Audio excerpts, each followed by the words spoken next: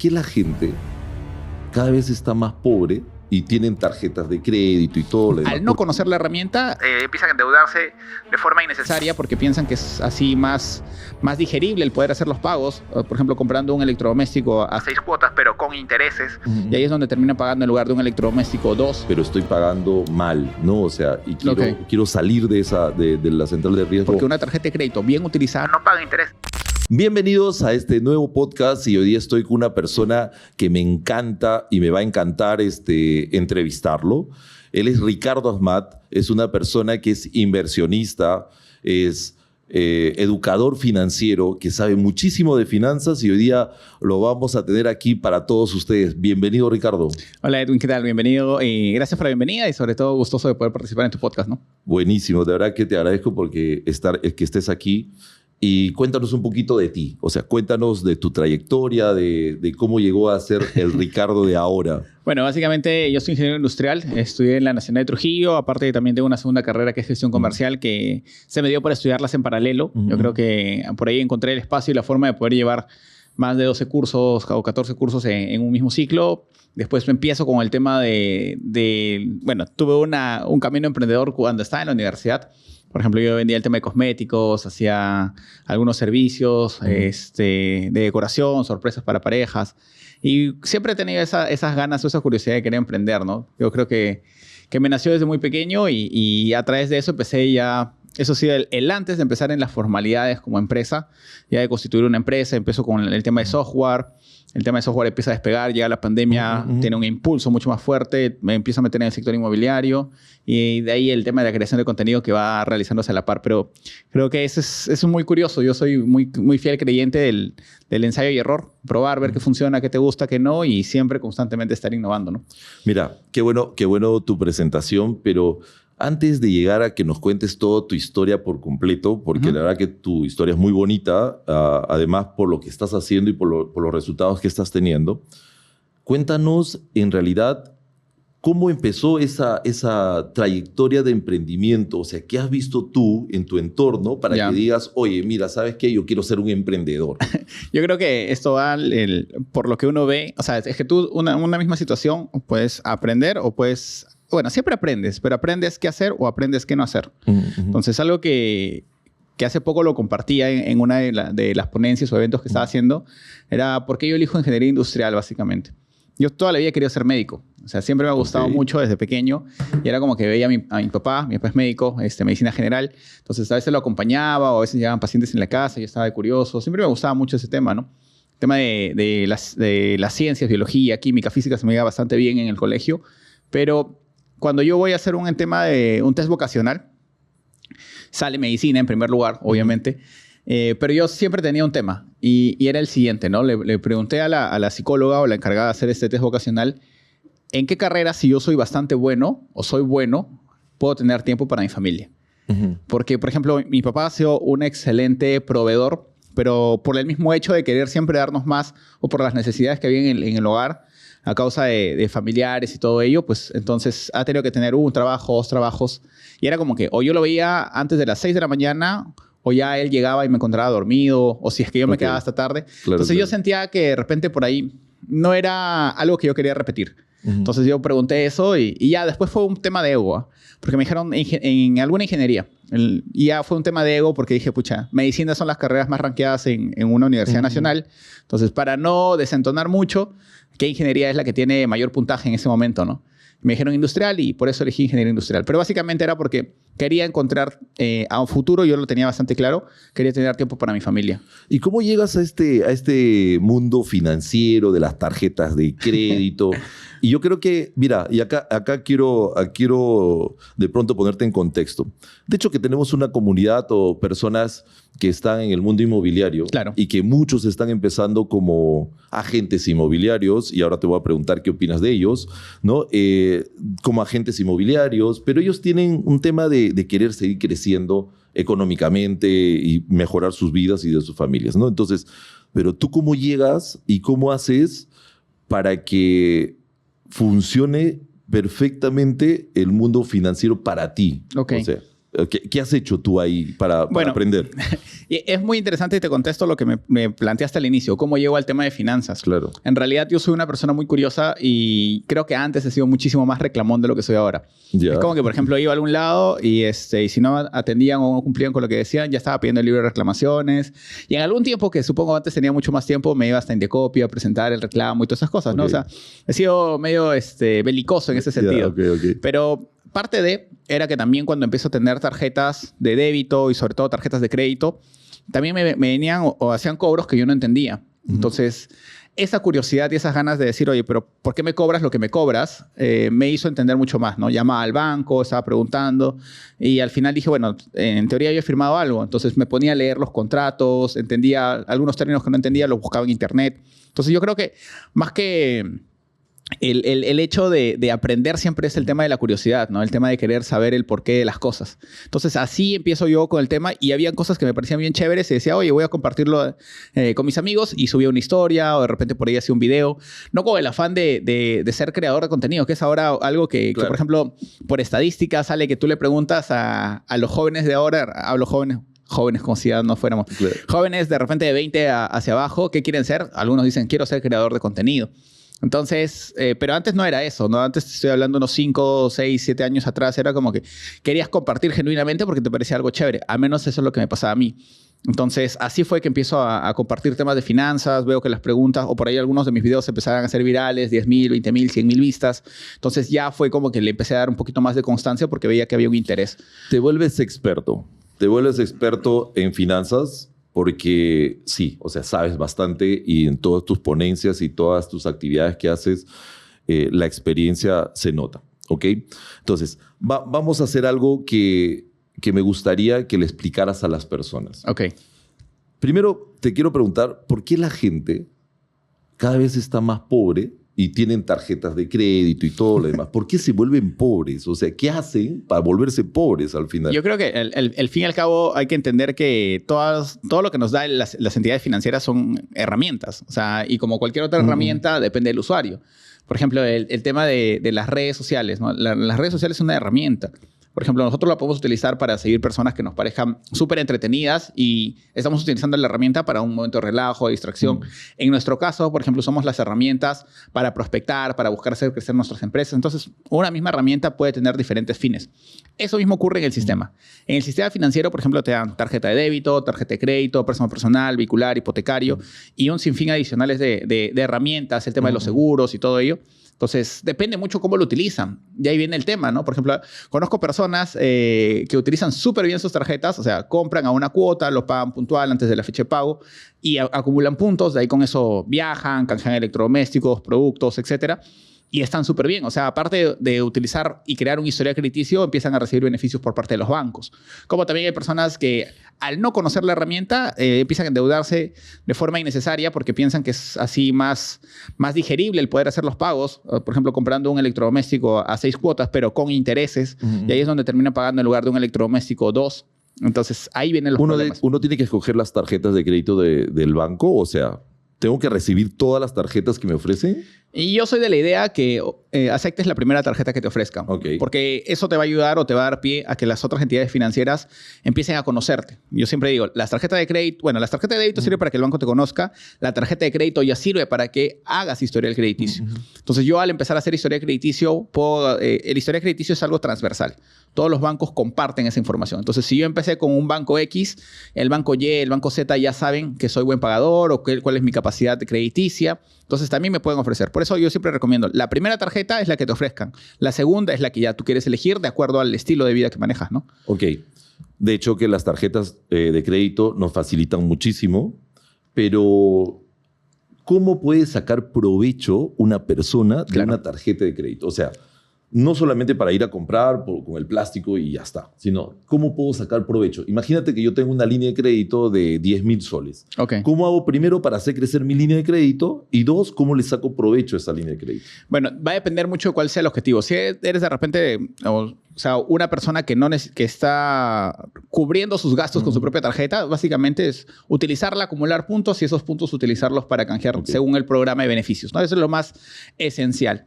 Después te puede servir un montón para el tema del apalancamiento a nivel personal o a nivel de empresa o de repente de emprendedor, más allá de empresa. Creo que sería lo ideal solamente como emprendedor. Ya como empresa o como persona jurídica como tal, tienes que tener una propia línea y todo eso que no hay que combinar finanzas personales de finanzas empresariales. Pero a veces cuando uno quiere empezar, pues incluso si necesitas capital para poder iniciar un negocio, pues puedes comprar con tu tarjeta y tú sabes que si conoces adecuadamente la herramienta, puedes comprar hoy día y tienes plazo hasta casi 2 meses para devolver ese dinero y sin intereses. Entonces, eso es una gran ventaja porque te sirve como apalancamiento. Ahora, como te digo, como persona natural acumulas puntos, viajes, millas y tienes algún beneficio adicional, ¿no? Descuentos en algunos lugares, etcétera. Eso me parece genial porque al final estás optimizando el uso del dinero que generaste a través de canjearlo por el tiempo trabajando. Entonces, hay que optimizar más ese recurso. Pero ya del lado de emprendedor, por ejemplo, algo que yo comparto a veces en mis redes era yo cuando empiezo con el tema de brindar algunos productos, algunos servicios, pues tenía que utilizar la tarjeta con la finalidad de repente de poder tener esa liquidez inicial y después ya con el cobro de los servicios o con la venta de los productos, pues de una u otra manera poder tener ese dinero para poder pagar la tarjeta y tener un excedente, que era la ganancia. Entonces, esa es una forma también de poder iniciar un emprendimiento, ¿no? A través de utilizar las tarjetas de crédito. Ahora, tú que estás súper cerca con la gente que tiene, creo que los que tienen problemas económicamente por hacer un mal uso de sus tarjetas son los que llegan a ti. ¿Tú cómo los orientas? O sea, qué les das tú o qué información les das tú para que ellos puedan mejorar? Imagínate que estoy en la central de riesgo porque hice mal uso de mis tarjetas y en realidad sigo teniendo mi tarjeta, todavía no me la han cerrado, pero estoy pagando mal, ¿no? O sea, y quiero salir de la central de riesgo en esa situación que estoy y poder recuperar esa línea de crédito que tengo. ¿Qué debo hacer? Ahí hacemos 2 cosas nosotros dentro de la plataforma educativa que ya hemos creado también, ¿no? Claro. La primera es sentar las bases. O sea, tienen que conocer los conceptos básicos y fundamentales bajo los cuales se rige un sistema financiero en el país. Por ejemplo, algunos términos que utiliza el banco, ¿no? ¿Cuál es la tasa de interés, la tasa mensual, la tasa anual? ¿Cuál es su tasa regular? ¿Y cuál es la diferencia entre eso? Por ejemplo, lo que pasa es que las personas ahí están poniendo mal el foco y las entidades financieras tampoco no colaboran mucho. Porque, por ejemplo, una entidad financiera te puede llamar y siempre te va a dar la tasa mensual o la tasa anual. Pero eso no es lo que nosotros pagamos. Nosotros como usuarios pagamos la tasa de costo efectiva anual. Entonces, esas cositas hacen que la gente reaccione y pueda dimensionar en qué situación se encuentra. Por ejemplo, si yo saco un préstamo, el préstamo, por ejemplo, me pueden ofrecer a un 3% de tasa mensual. Y tú escuchas 3%, y este es un ejercicio que yo hago mucho en mis clases. Le digo, a ver, esta tasa de interés mensual, ¿les parece alta o baja? Muchos me contestan baja, una ganga. Claro. Algunos me dicen, oye, está altísima. Date cuenta, en una sala de 500 personas, la mitad o hay una polaridad, porque no saben si es que es alta o baja. Eso demuestra mucha carencia en la educación financiera. Y les empiezo a explicar, mira, la tasa mensual no te sirve para analizar un crédito. La tasa anual te acerca, pero tú tienes que preguntar por la tasa de costo efectiva anual. Y ahí es cuando los comentarios empiezan a llegar. Ricardo, me acabo de dar cuenta que el crédito que yo pensé que pagaba 3% está en 68%. El crédito que de repente tengo, acabo de buscar mi cronograma y mi TCA dice 84%. O sea, es una barbaridad. Y respondiendo a lo que me dices, la tasa de interés, o sea, ¿cuáles serían las ideales? Depende del tipo de crédito, en primer lugar. En tarjeta de crédito, vamos, en consumo. Y justo en tarjeta de crédito es donde yo recomiendo que no se interesen por la tasa de interés. Ah, mira. O sea, da igual cuál es la tasa de interés que te da el banco en tarjetas de crédito. ¿Por qué? Porque una tarjeta de crédito bien utilizada no paga intereses. No paga intereses. Una tarjeta de crédito, si tú compras a una cuota, pagas directo, o de repente, por ejemplo, también, si vas a comprar en cuotas, son cuotas sin intereses, o no te atrasas en las fechas, no te va a generar intereses. Vas a pagar seguro de gravamen, pero es mínimo. Ahora, ¿qué hago yo para no pagar intereses? Usarla bien. O sea, como te digo, ahora, ¿no? ¿Cómo es usarla bien? Usarla bien son 3 cosas que yo siempre considero muy importantes. Primero, a la hora de comprar. Cuando tú vas a comprar, tienes que evitar los intereses. ¿Cómo los evitas? Comprando a una cuota o directo, que a veces muchas personas piensan que son 2 cosas diferentes, pero comprar a una cuota o directo es exactamente lo mismo. Ese es en cuanto al uso. Y si vas a comprar en cuotas, que sean cuotas sin intereses. Que yo recomiendo, si tienen esa opción de comprar en cuotas sin intereses, háganlo. No tengan miedo a ese crédito, porque al final es cuidar la liquidez, que de ahí podemos hablar mucho más sobre eso. En segundo lugar, conocer cuáles son la fecha de facturación y la fecha de pago de tu tarjeta. Okay. Eso lo ves en tu aplicativo. No te tienes que pasar de la fecha de pago porque si no estás pagando intereses innecesariamente. Y saber cuál es la fecha de corte para que sepas en qué momento realizar la compra para que tengas la mayor cantidad de días sin pagar intereses. Y la tercera parte, que es importante, y con eso cierro el uso de las tarjetas, es saber cómo exonerarte en la membresía. Hay tarjetas de crédito que ya no te cobran membresía al margen de cómo lo utilices. Pero las mejores tarjetas todavía sí. Te ponen una condición para no cobrarte la membresía. Okay. Entonces, y conforme va mejorando la categoría de tu tarjeta, o sea, pasas de una clásica a una oro, a una black, etcétera, o sea, el valor de la membresía va subiendo. Entonces, si tú no sabes cómo exonerarte de la membresía o no vas a poder cumplir con los requisitos de exoneración de la membresía, todavía no subas de categoría porque vas a tener un pago anual de $200, de $150 y es innecesario. Pagar muchísimo antes de las fechas de vencimiento, ¿favorece o no para una línea de crédito? Yo estaba buscando porque hay mucha polaridad en ese tema. O sea, cuando tú consumes, por ejemplo, hay personas que dicen, oye, yo consumo y en la noche ya estoy pagando mi consumo. Entonces, la facturación te llega en cero. Una recomendación que es útil para poder incrementar la línea de crédito es dejar que te facturen, que esté en un 40, 30%, depende del tamaño de la línea de crédito que también estés utilizando, pero no sobregirarla. Sobregirar es de los peores errores para incrementar la línea porque la gente dice, no, es que el banco se va a dar cuenta que si yo gasté el 100% de mi tarjeta, no me alcanza, entonces me va a incrementar. No, el banco está diciendo, te doy 100 y no sabes administrar bien los 100. Volviendo al punto, entonces, el hecho está básicamente en que tú empieces a utilizar un 40-50%, dejes que facture y pagues antes de la fecha. Si está bien facturar antes o no, algunos bancos dicen que sí, otros bancos dicen que no. Algunos asesores, la verdad, no está como que no hay nada ciencia cierta, se podría decir, o nadie ha salido a decir, sí, esta es la forma correcta de hacerlo, pero lo que yo recomiendo es de acuerdo a cuál sea tu objetivo. Si tu objetivo es pagar la menor cantidad de seguro de gravamen, porque algunos también se preocupan por eso, entonces compras y al día siguiente pagas y ya está. Porque el seguro de gravamen es un promedio de tu consumo que has realizado en los 30, 31 días de tu ciclo de facturación. Y si tu objetivo es aumentar tu línea de crédito, tienes que dejar que facture. Un 40-50% de tu línea llega al Estado y pagarlo en la fecha. Tienes todo el plazo desde que te facturaron hasta antes de tu fecha de pago, pues, ¿no? Que son un promedio de 30 dejando días, un 40% dentro de mi tarjeta y que de pronto ellos vean que yo estoy pagando puntual. Claro. Eso me ayuda para tener un crecimiento en tu línea de crédito. Eso es uno de los factores que ayuda, porque otro factor que ayuda, lógicamente, es tus declaraciones en SUNAT, cuál es tu tipo de ingreso, si tienes varios diferentes ingresos por tipos de renta. Entonces, esos son también complementarios. O sea, no es una única cosa que influye, pero sí es algo que ayuda. Ah, buenísimo, buenísimo. Mira, Ricardo, yo veo en ti un chico súper joven que tiene muchas ganas por vivir, por hacer las cosas. Y así como tú, que ya has avanzado bastante a tu edad, hay un montón de gente detrás de esa pantalla que en realidad no sabe ni qué cosa quiere hacer con su vida.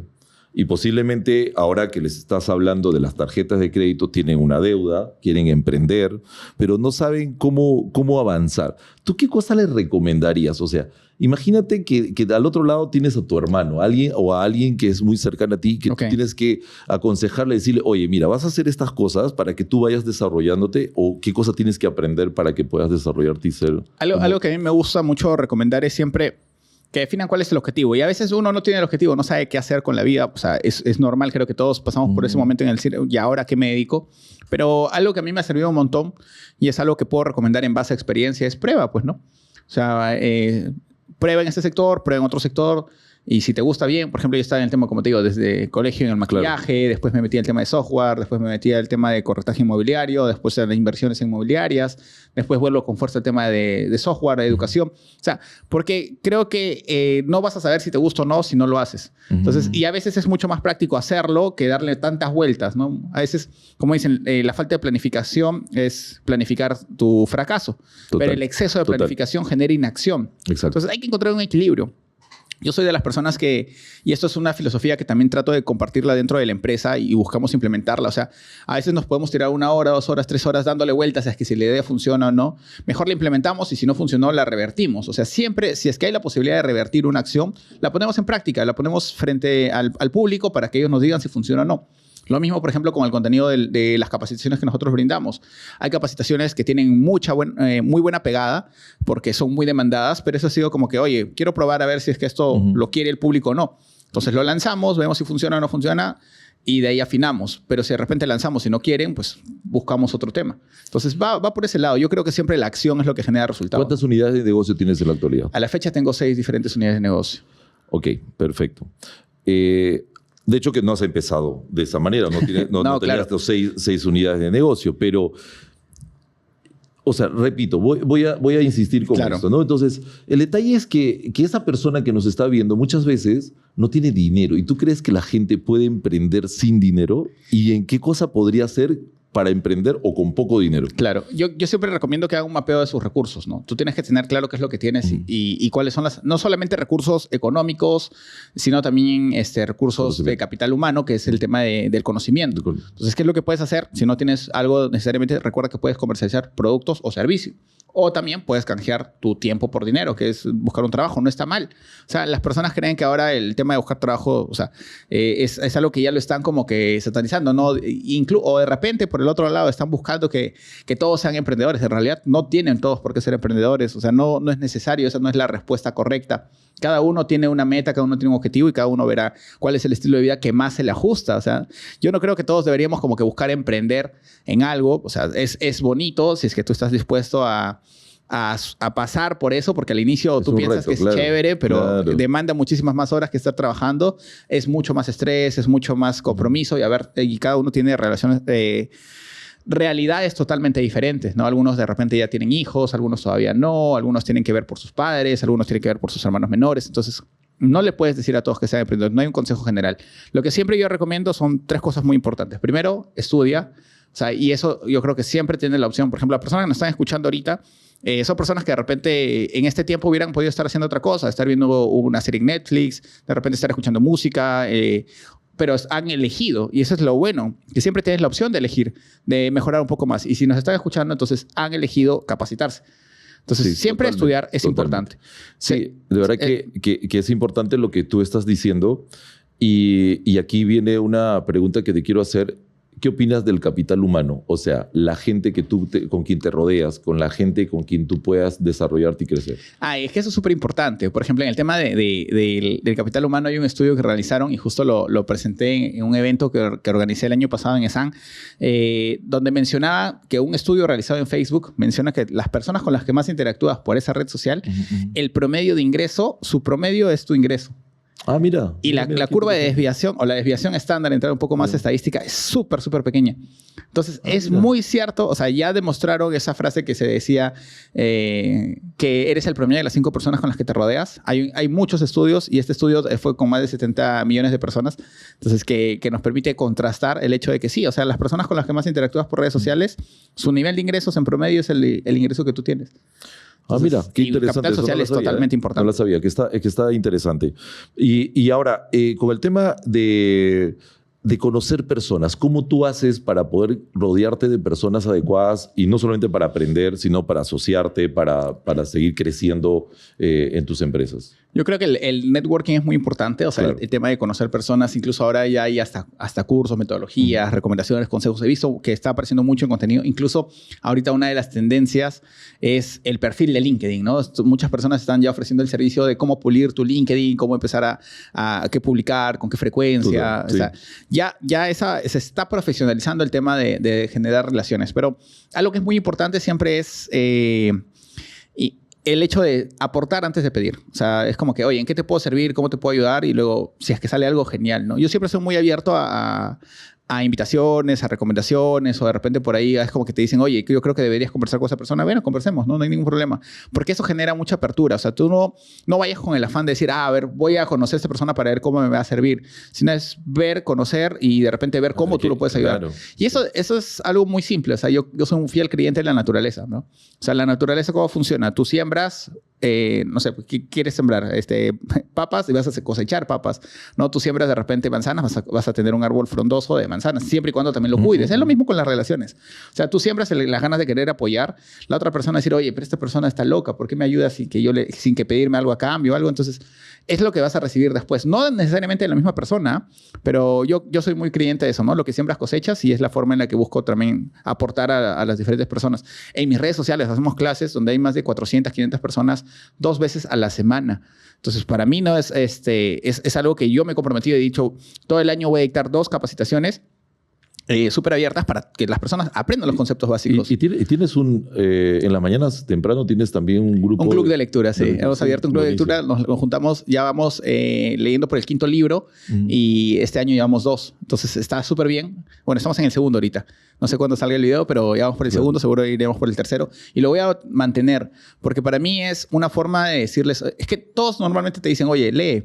Pero nadie te dice, ven, lee conmigo. Lee conmigo. Claro, sí. Y estamos haciendo cosas bien chéveres. ¿Ah? La gente está agarrando el hábito. Me gusta un montón porque también yo tengo más cercanía a las personas y eso me permite entender cómo más puedo servirles, cómo más puedo ayudarles.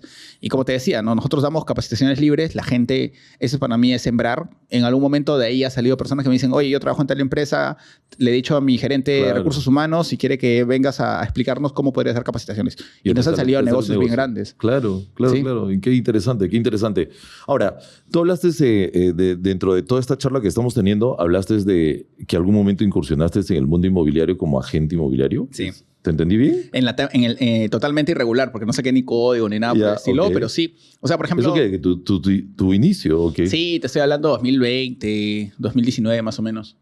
¿Qué opinión tienes a mí me encanta el sector inmobiliario. De los agentes inmobiliarios? Mira, a mí particularmente los agentes inmobiliarios tienen que entender que están al servicio de 2 personas. Tienen 2 clientes. ¿No? Claro. Un cliente interno que podría ser el propietario y un cliente externo que viene a ser la persona que está buscando dónde va a vivir. Entonces, yo siempre recomiendo mucho el tema de la ética. La ética va a permitirles que las personas sean recomendadas. Por ejemplo, si tú vendes un departamento que sabes que tiene cosas que tienen que mejorarse, tienes que decirlo. A pesar de que eso va a bajar el precio y por lo tanto va a bajar tu comisión.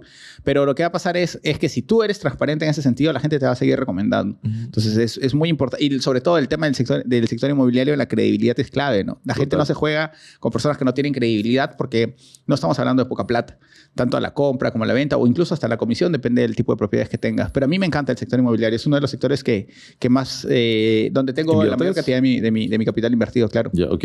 ¿Cómo ves el tema, ya que estás comentando que tienes capital invertido en tema de bienes raíces, ¿en qué rubro, o sea, en cuál de las, porque una cosa es comprar y otra cosa es construir y yo qué sé, o invertir en bienes raíces? ¿En dónde estás? ¿Por dónde estás tú? Yo estoy metido en el tema de lo que es el tema de la elaboración de módulos a través de los programas del Fondo Mi Vivienda. ¿No? Mira, tengo una empresa en la que participo, que estoy como socio, que es una entidad técnica y por lo tanto podemos construir o brindar, ser un canal de difusión para estos bonos, ¿no?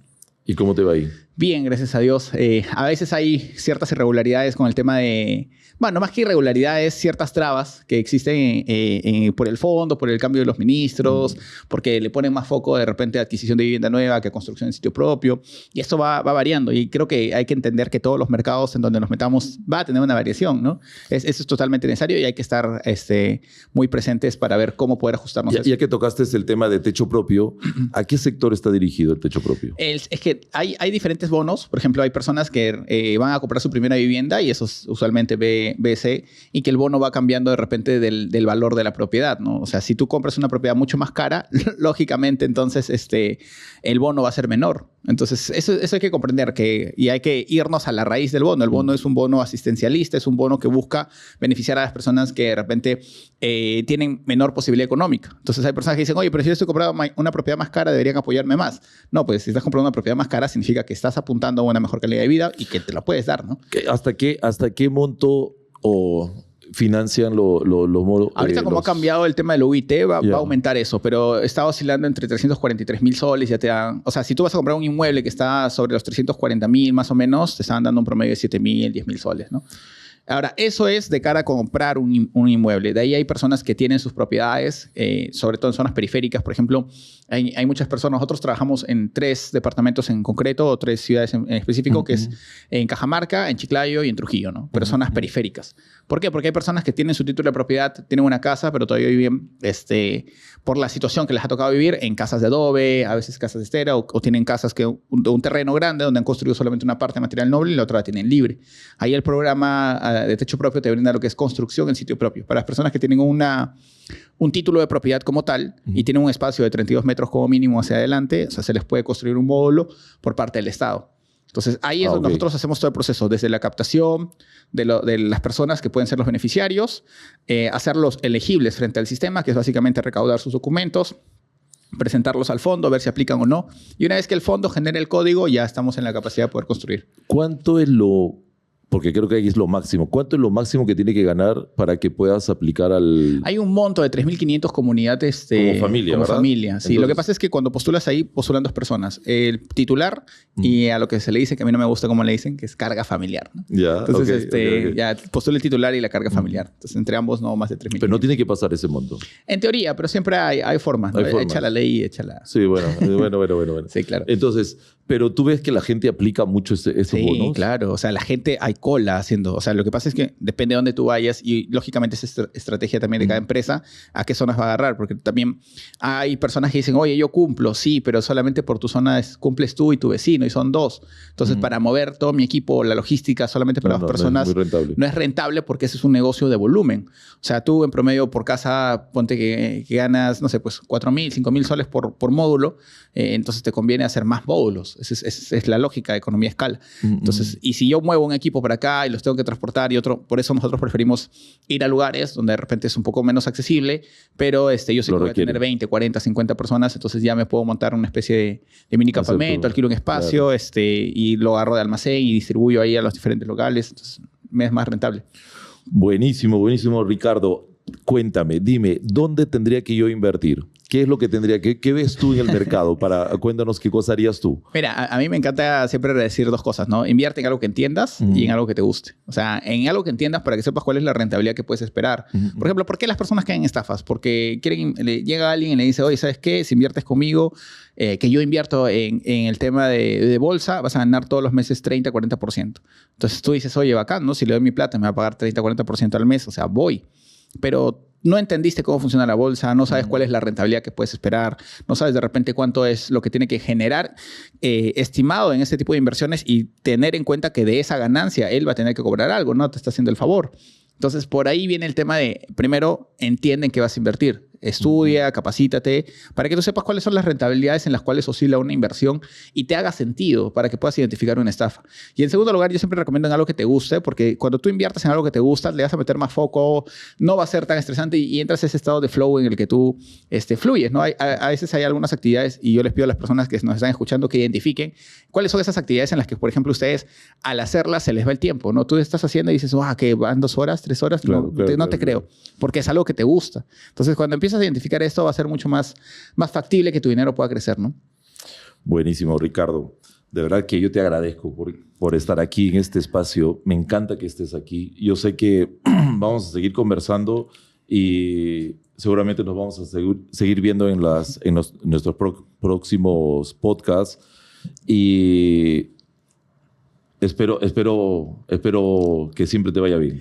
No, bueno, agradecerte por los buenos deseos y agradecerte también por la invitación. Yo gustoso siempre de poder ir a esos espacios. Como te digo, para mí es dar como que las recomendaciones o consejos o lo que nos ha tocado vivir con experiencias para que a alguien más les pueda servir, ¿no? Y algo que es chévere del compartir, y te felicito también por este proyecto del tema de contar diferentes experiencias, diferentes puntos, es el hecho de que algún consejo, y eso es lo que yo siempre les digo, agarren una cosa nada más que hayan escuchado, pero aplíquenla, porque a veces dicen, oye, mira, esto está chévere, pero no tomamos acción. El conocimiento, la educación son resultados en potencia. Claro. O sea, son potenciales resultados. Pueden darse o no pueden darse. Lo que va a marcar la diferencia es agarrar una recomendación y ponerla en práctica.